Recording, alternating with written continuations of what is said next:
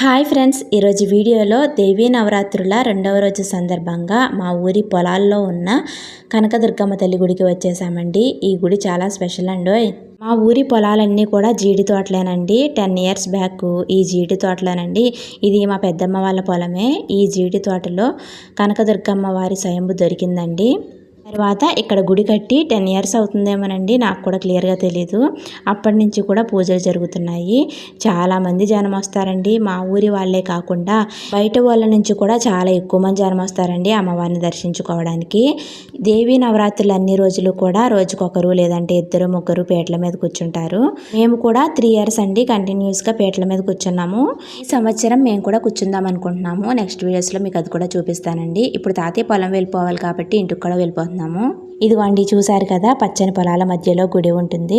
ఇప్పుడు ఇంటికి కూడా వచ్చేస్తున్నాము. వీడియో నచ్చితే లైక్ చేయండి, షేర్ చేయండి, సబ్స్క్రైబ్ కూడా చేయండి.